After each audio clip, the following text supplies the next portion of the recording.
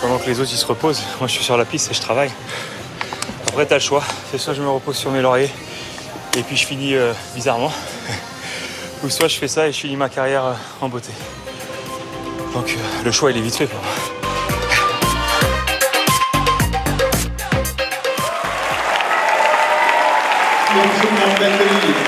Guy Savoie, François-Henri Pinault et Tony Parker.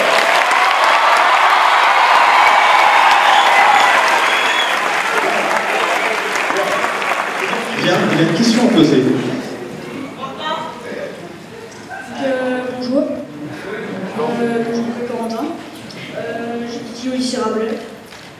Je fais du basket à Mozy. Et donc, je suis avec des gens qui font du basket dans ma classe. On voudrait te poser à Tony Parker. Qu'est-ce que tu ressens lorsque tu perds après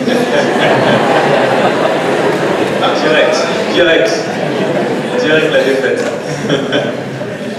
Moi je trouve que tu apprends plus sur la défaite qu'une victoire, parce que c'est facile de s'enflammer quand tout va bien, mais quand tu as une défaite, tu fais encore plus attention. Et pour revenir sur la défaite qu'on a eue, la plus récente contre l'Espagne, justement cette motivation va être tellement grande que ça va nous servir pour les JO.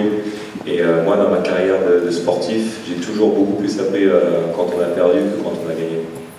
Et là, vous avez quoi? Vous avez les pros là, pour le tournoi de qualification? Parce que c'est pas c'est moi qui puisse dire, c'est moi qui puisse dire. Pour les JO, hein. Même non, mais on est tous très motivés. Pour donner une autre anecdote, en 2013, avec San Antonio, on est à plus 5 à 28 secondes. Et pour ceux qui ne connaissent pas le basket, normalement à 99%, tu gagnes le match. Et nous, on était en finale et on perd contre Miami, un retournement de situation incroyable en 28 secondes et on perd en prolongation. Et c'est vrai que c'est la première fois que j'avais envie de pleurer après un match de basket. Pourtant, j'ai plus de 30 ans et je ne pensais pas que je me sentirais comme ça. Mais c'est ce qui nous a donné la motivation pour après, l'année d'après, revenir en 2014 et gagner le titre. Et là, on avait joué à un niveau que je ne sais pas si un jour on rejouera à un niveau comme ça avec les Spurs. Donc, quoi qu'il arrive dans votre vie, s'il y a quelque chose de dur qui arrive, essayez de toujours trouver un truc positif là-dedans. François-Henri Pinault, vous aussi, vous devez certainement réfléchir, chercher les échecs, il n'y en a pas eu beaucoup. Si, il y en a tout le temps. Il y a tout le temps. Le point essentiel, c'est de jamais refaire deux fois la même erreur. Mais non, il y en a tout le temps. Recruter quelqu'un en ayant énormément d'espoir, ça se passe mal. Lancer une nouvelle entreprise qui ne rencontre pas le succès. Donc, le point, c'est surtout de se rendre compte assez vite de son erreur, d'accepter de la reconnaître, de la comprendre, et comme dit Guy, de bâtir par-dessus. Mais c'est tout le temps, hein, en particulier dans le métier que je fais. Guy Savoie, c'est un champion de la cuisine à travers le monde, la réussite. Mais qu'est-ce qu'il a pu ressentir avec l'échec? Ça vous arrive quand même un échec, peut-être une recette, mais un échec. Qu'est-ce que vous avez ressenti?